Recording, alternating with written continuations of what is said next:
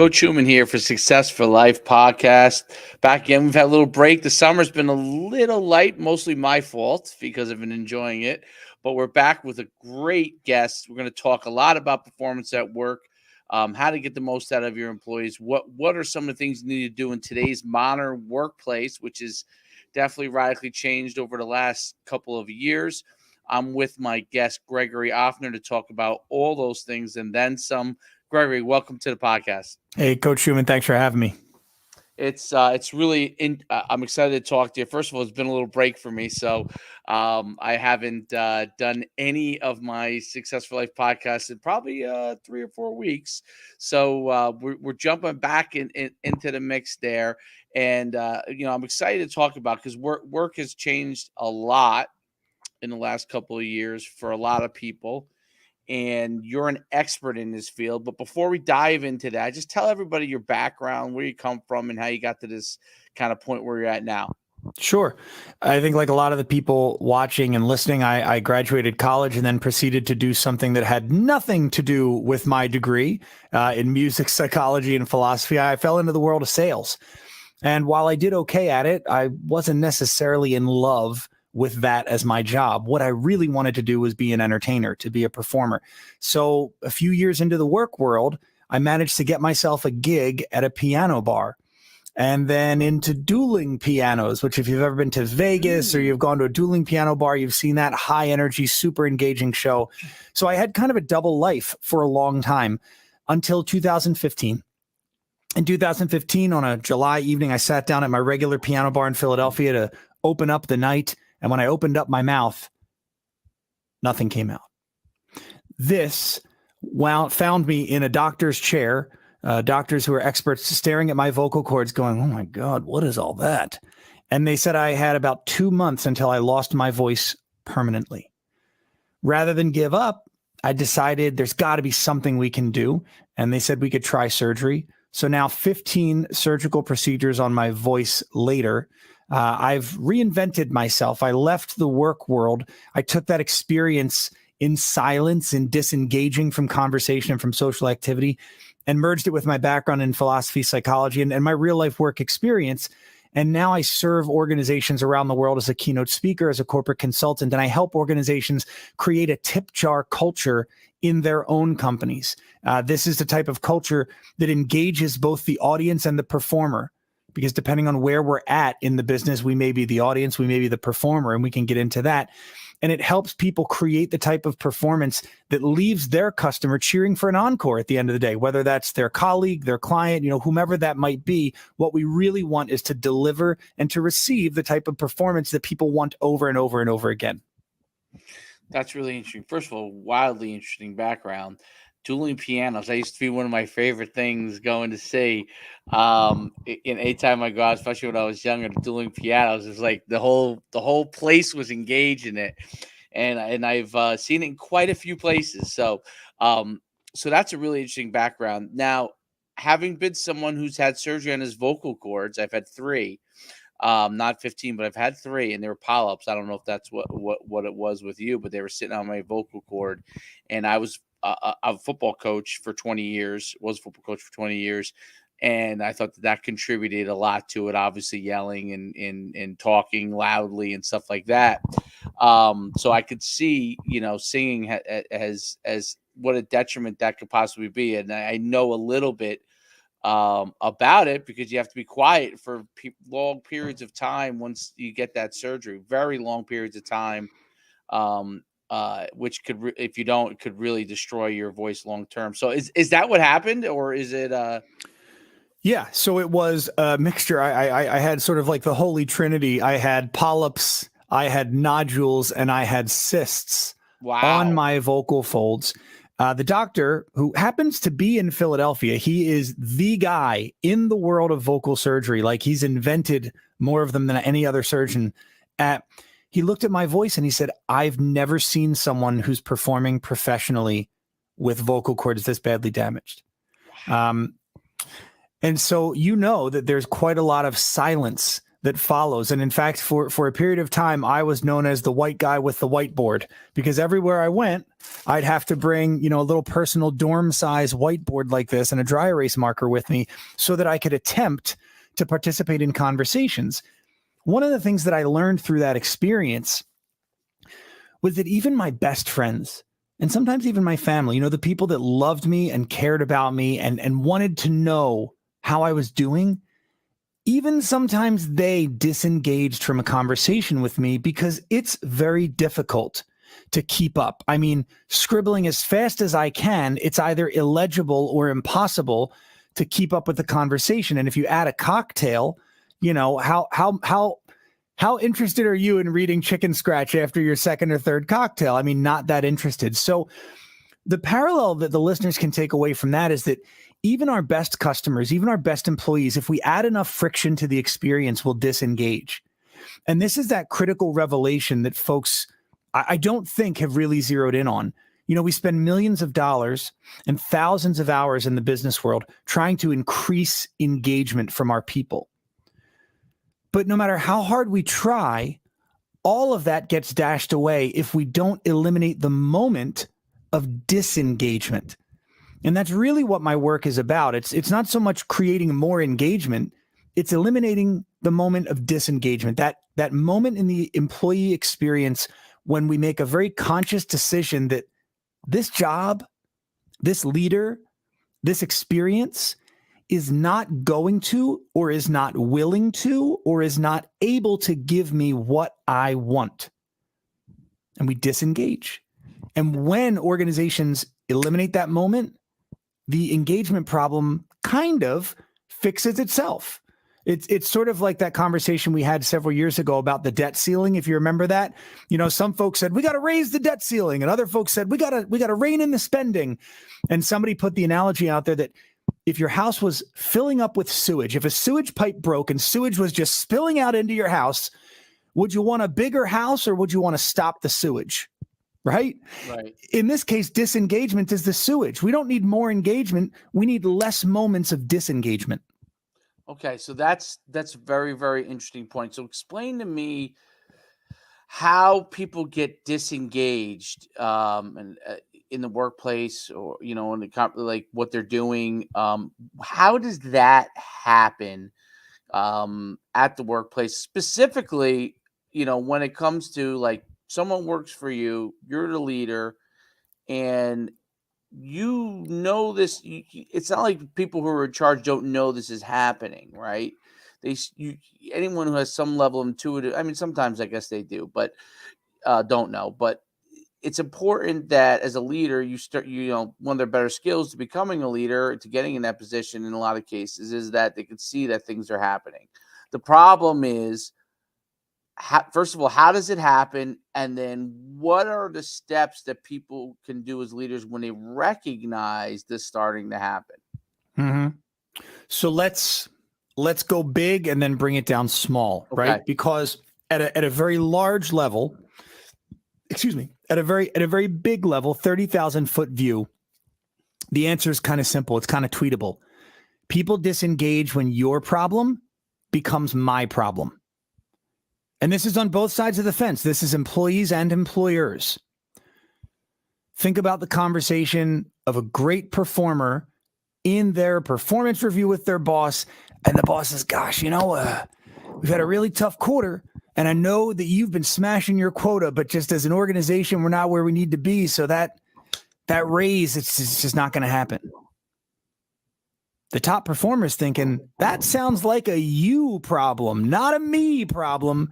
You've got to figure out how to solve that problem. Don't make your revenue problem my problem, because I'm over here smashing my quotas, doing what I have to do. And I don't want to go into multiple examples because we're short on time, but the antidote, again, 30,000 foot level, really simplistic, tweetable, is to turn it into a partnership. Get on the same side of the table and say, how are we going to come to a resolution? How are we going to approach this? And I've seen this play out at piano bars. And this was shown to me by my first mentor, that when we make our problem the audience's problem, Let's say there is a technical issue with the keyboard, or we get a request that we don't know, or something distracts us and we screw up a song. The audience disengages and it's very hard to win them back. We can spend the next 15, 20 minutes trying to play the best songs that we know, trying to give away free beer to this table that just got impacted by whatever's going on. The cost of raising engagement is expensive. If only we can eliminate that moment of disengagement, it solves many of our problems. So let's bring that down and make it a little more narrow. People disengage when they perceive their voice is not going to be heard, when they perceive it's not safe for their voice to be heard, meaning if I speak up in this meeting about what I believe, that's going to put me on the short list of people who we used to call well-placed for life. You're getting passed over for every promotion because you said the wrong thing at the wrong time. So it doesn't have to be true. It just matters that your people believe it to be true. So perception is reality. So when people believe their voice has no volume, so it's that they're not even going to be listened to, when they perceive that it's not safe to be listened to, and when they perceive that there's no purpose, meaning even if I speak up, nobody cares, nobody's going to do anything. So how do we stop those three moments?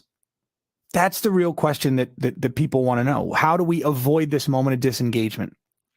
And from an organizational level, it's actually kind of simple. We have to treat people as if they are partners in this performance experience. Imagine a choir. Choirs only work when the voices blend in unison. Obviously, if there's an intentional solo, that's a different story. But when the voices blend in unison, a choir sounds angelic.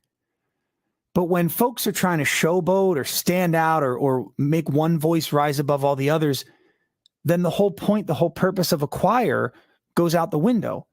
The whole purpose of an organization is that if you look at the definition, it's a group of people who come together to achieve a certain goal. When people believe that this isn't a choir, that this is a solo act, they disengage. So as leaders, we have to constantly be looking for ways to bring our people in as a partnership. That doesn't mean that we're going to split the profits with everybody. It doesn't mean that you all of a sudden have decision-making, say, in acquisitions or things like that. But when it comes to problem solving, we want to engage people as a partner.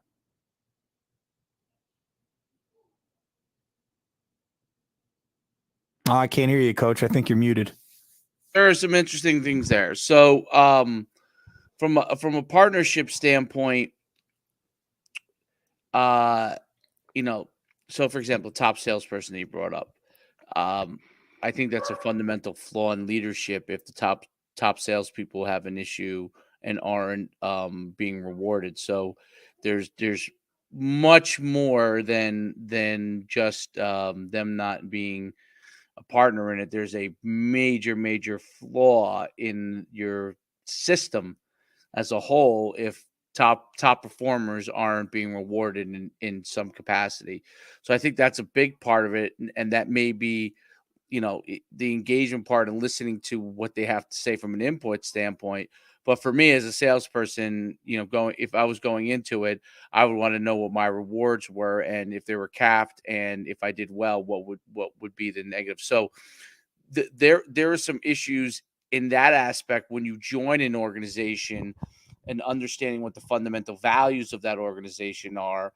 And then the issue, I think, with disengagement comes when the fundamental values do not align with the person that is a part of the organization. So how does that begin to happen? So from a disengagement standpoint, how do those values misalign? And that obviously a lot of that has to go with communication and partnership. I think comes from their ability to communicate what the values are, expectations, and seeking that alignment on that. So you don't get to that point where you have to have that conversation where you say, "Hey, bad quarter, things are going down." Bad quarters are going to have they're happening all over the place, right? So how does does a group of people disengage in a just bad environment in general? Meaning, uh, right now, the economy, as far as if you look at stock prices, everything across the board. Great stocks to bad stocks, right? Are down. Some are down more than others. Fantastic companies are down. So that means that bonuses and things like that that may normally have been paid out are not going to get paid out in the same capacity, right? So the problem about you versus me, or you problem versus me problem is, hey, if I'm getting as a leader a major bonus and the people below me aren't, there's obviously a you versus me problem. That's a huge issue. There's no partnership there. If that's not happening, and this leads to my question, if that's not happening, and there are a situation where values are aligned, but expectations of what people have received in the past are not happening, really just it could have nothing to do with leadership. It could be we are in a down economy, right? Or how do you handle that level of disengagement and explain that to people that things are going on there? Because I think the low hanging fruit is, hey, values are misaligned. I joined this company for this reason. That's an easy one. Let's say values are aligned. Now things don't go our way, and I'm an employee under leadership. And for the most part, I've been really satisfied when things have been going. Now things, for some reason, aren't going the way that we want them to. I'm performing pretty well, but maybe it's not necessarily bad, but maybe not as good as past. But everything else is aligned. Now I feel disengaged because I feel like, is there a chance for success here or not? How do I handle that? Okay, so it's a big question. There's a lot there. One is that disengagement is a decision. Yeah, it's not a feeling. We may feel ignored. We may feel so. There's a researcher in psychology. His name is Kahn, and the three things we need to feel are that the work we're doing has meaning, that we have the capacity, meaning both like the physical energy, the time and space to do the work, but also the ability to do that work, and that it is safe to do the work. These are the three conditions that need to be met for us to feel engaged.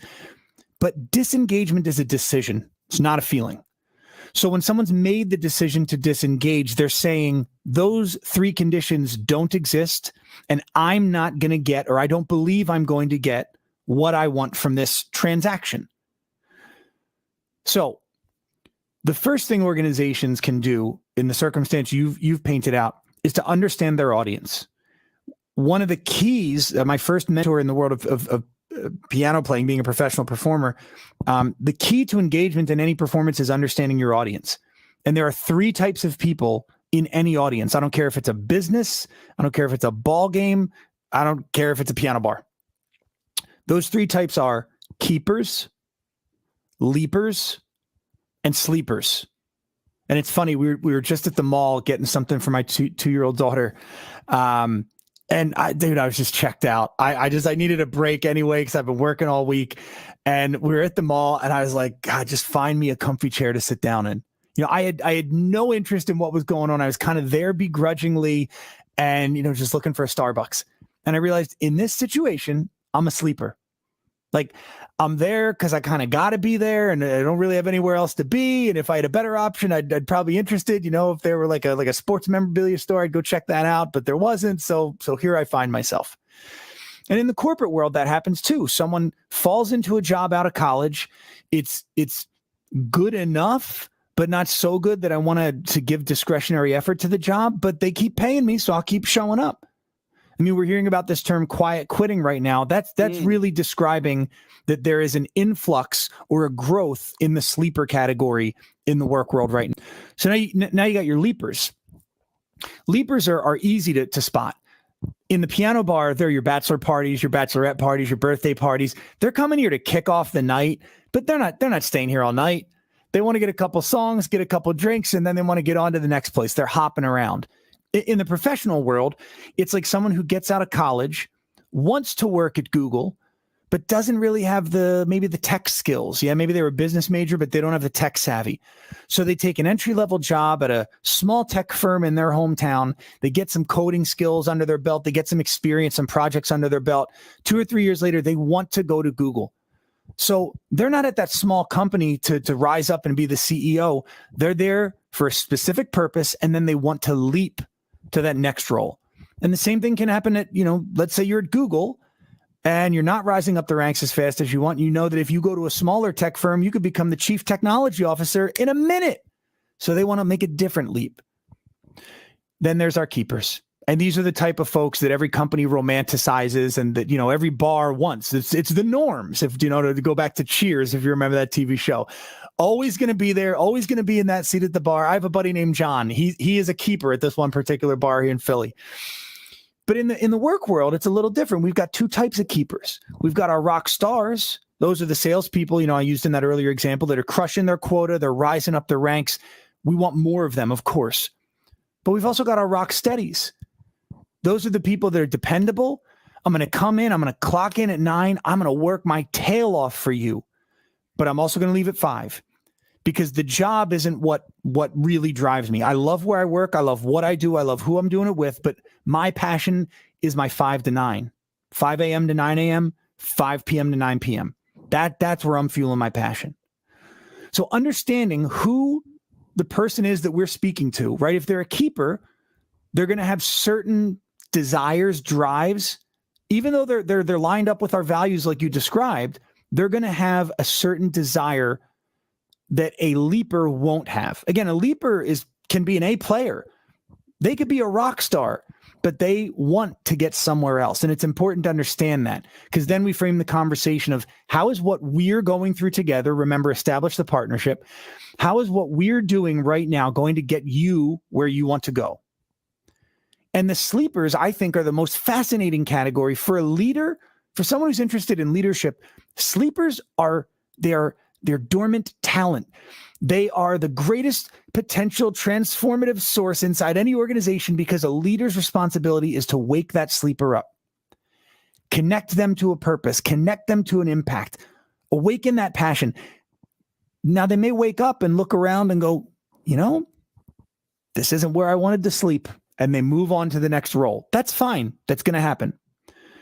But when we wake them up, if they turn into a leaper or a keeper, we're going to get value out of them because it's a transaction.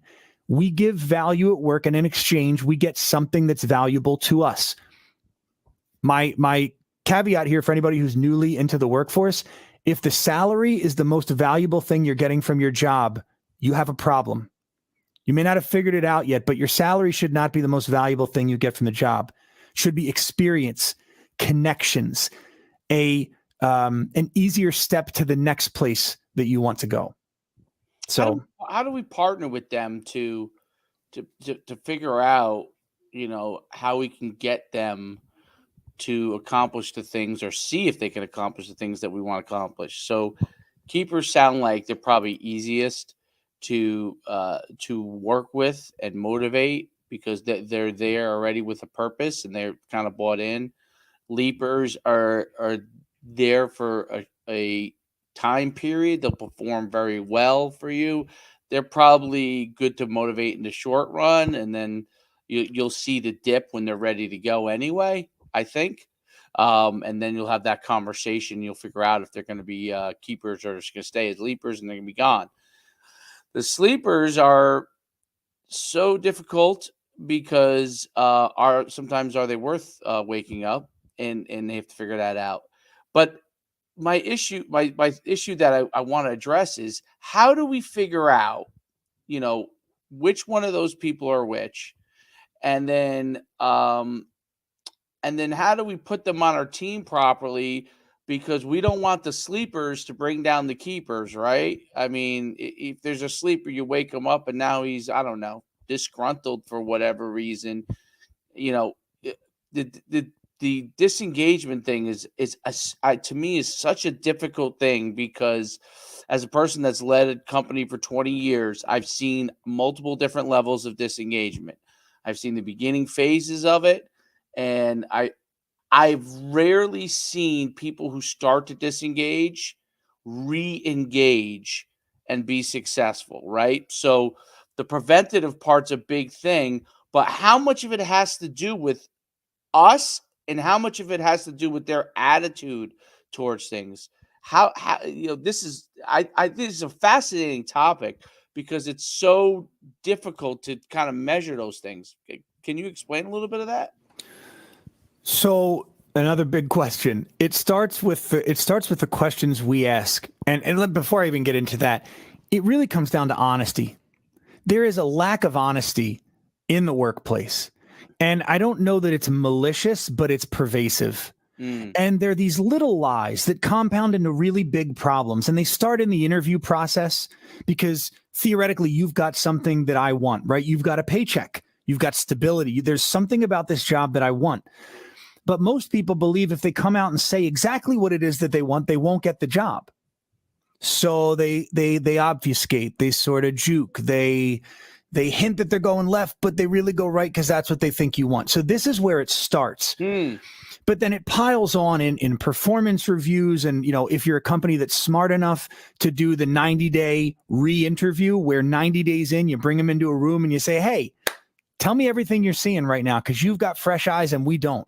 That is the best source for intelligence right now. Somebody who's not inculcated, they're not brainwashed. I use that term very loosely.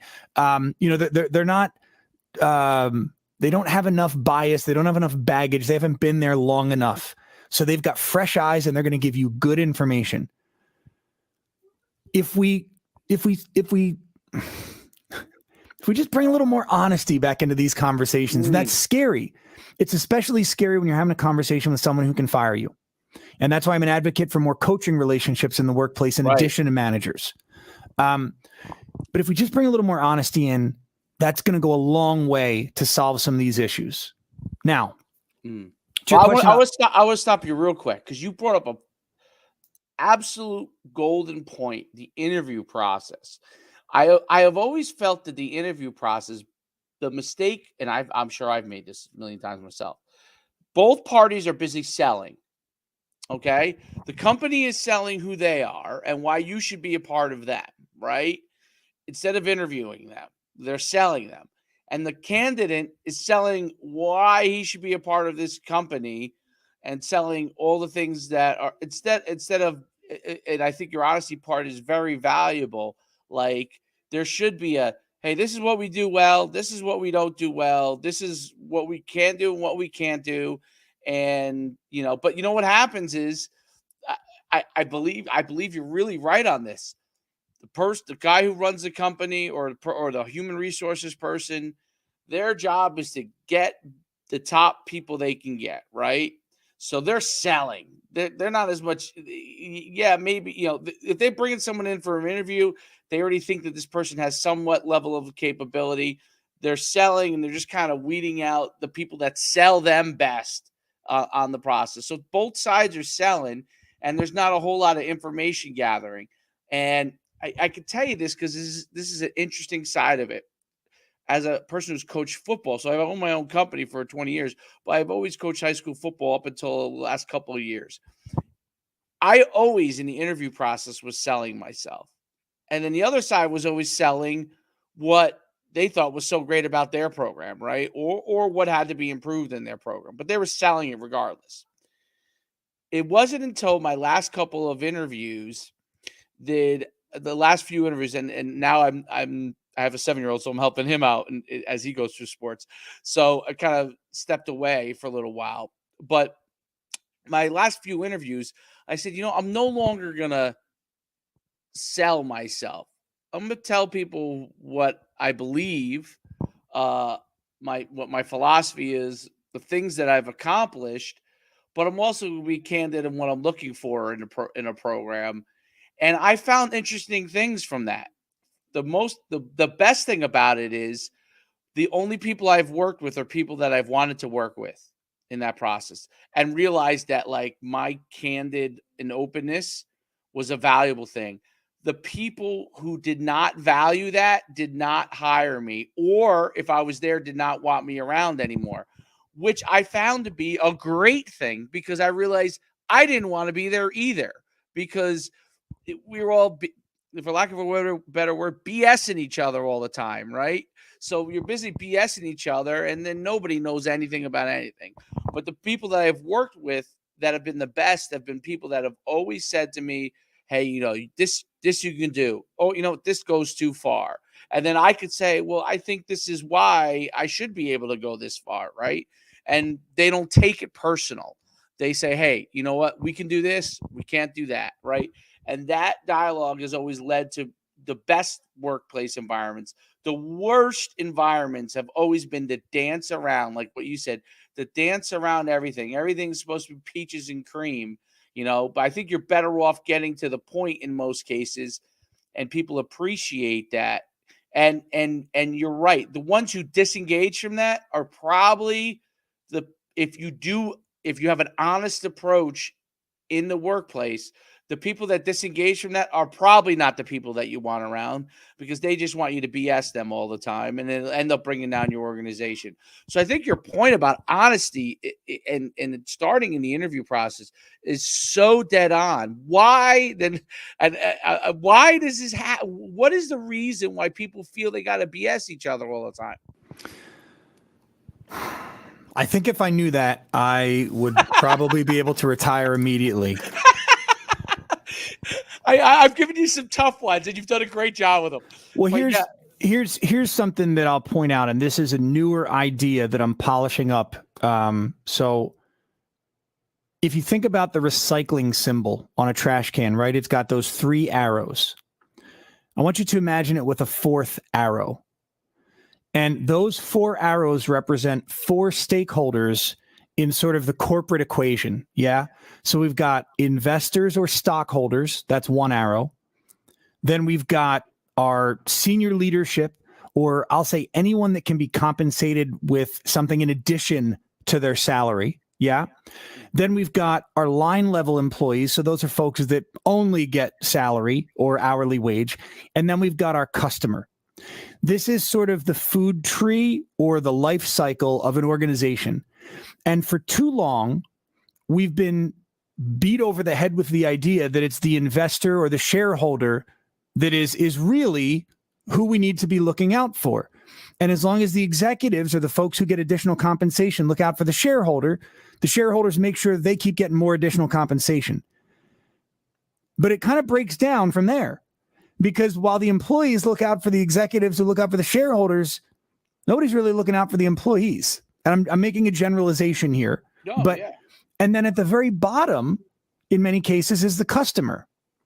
And the customer is sort of left with whatever the residual that the employee and that the organization can put out. So there's an acronym called MVP, right, which in football is most valuable player, but in a lot of business scenarios, it stands for minimum viable product. What is the absolute minimum that I can give you that you will pay for? And that's what many organizations shoot for. And I think there is a school of thought revolution that's happening right now where folks are saying, enough of giving me the bare minimum so that shareholders can make the absolute maximum. And I'm not denigrating shareholders. The shareholders help organizations get off the ground, but they need to have a long, hard look in the mirror and realize that they're not as valuable as they've been trying to make everyone believe they are. Money is widely available in the world. The way to get money is to create impact. But shareholders aren't the person we need to create impact for. It's the customer. The customer is the one who gives the company the money to pass on to the shareholder. So I think it should be customer primacy, not shareholder primacy. And shareholders should be at the bottom, getting whatever's left over. That's the idea. They get the residual. They get the remainder as the incentive to invest in this idea that's going to change the world. Nobody wants to go to work to enrich a shareholder or to enrich a CEO. But people will wake up every day and spring out of bed to impact the world. And so I beg my audiences to stop putting income before impact on both sides of the table, on the organizational side and on the individual side, because there are too many people who go to work and say, I'm going to get mines, and they show up at 8 and they leave at 5. And as long as the check shows up on Friday, they'll keep showing up, but they are going to do the absolute minimum and continue to try and bang their employer for the absolute maximum paycheck. And on the other side, we've got organizations whose whole structure is set up to eat away at little bits of quality until they're at the minimum viable product that a customer will tolerate, and they can produce the maximum amount of revenue. I'm not anti-revenue, but I'm saying if you want to be in business to make money, go rob banks. Right. Well, Chick-fil-A is is like your perfect example who kind of care of both parties, and almost nobody does it well, but takes care of both parties equally well. Like if you're going to a fast food chain and you're going to get a food product that you expect to have a decent quality above, well, Chick-fil-A goes over and above on that. Like they're chasing you down. And I don't know if you've ever been to Chick-fil-A, but they're, they have people out front. They have another person. They have customer service, basically people. I mean, they're people taking your orders, but they're all over the place, and they chase you down with your order. And something's not if they make a mistake, they're over the top apologetic. And this goes for everyone I've been to, which is amazing. Okay, because we're talking about fast food here, right? Like even when you go to McDonald's, you can go to McDonald's and you have a absolutely fantastic experience as far as the people you deal with. And then you go to another McDonald's and have a terrible experience. Chick-fil-A, you're having a consistent thing there every single time. And I think it's because they work hard to take care of both sides really well, right? So they're taking care of the customer, they're taking care of the employee. What are most of their employees? Low minimum wage workers. But yet they're finding a reason to come there and perform very well. Whereas if you go to, I don't know, so many Burger Kings, I hate to pick on certain places, but so many of them have closed because just basically the employees don't care, right? They throw you your food. It used to be Burger King used to be get it your way, right? They used to do this. I'm talking 80s and 90s. They used to do it. Now, forget it. Nobody cares. They don't even care. You come to the door, whether you're there or not, they could care less, right? Well, now and now we're just two guys having a conversation because we're in a really specific niche that's not necessarily part of what I talk about. As an example. It's an example. It's fascinating as I'm listening to you talk and I'm thinking about my experiences at all of these places and many others that we didn't name. A stark difference is that even in the drive-through line, you're talking to a person. And I mean, I know that yes. at the McDonald's drive-thru, you're talking to a person, but at Chick-fil-A, they're literally standing outside. It's a conversation with another human being face to face. I'm not saying that's the only answer, but when we talk about the honesty that we want to bring back into business and the partnership that we're trying to establish, it's a lot harder to treat someone who's face to face in front of you as less than a partner. And it's much easier to do that when you're hiding behind emails, when you're hiding behind a speaker box and talking to somebody in a building that you can't see and they only see your car from a video screen. I don't know if that's the reason why, but when you talk about that incentive to engage, it is about measuring impact. And we used the example of salespeople earlier. I believe that organizations and the leaders within them need to take a hard look at how they evaluate the impact that even a receptionist, and I use that example because really their job is to answer the phones or do this or do that. And it's kind of like hard to define, when is a receptionist job done? Well, when the phone stops ringing, I guess. So 5 p.m. I don't know. Leaders need to take a look at that and say, how does a receptionist measurably and demonstrably go above and beyond? How can I say, this was my job, this was extra, pay me?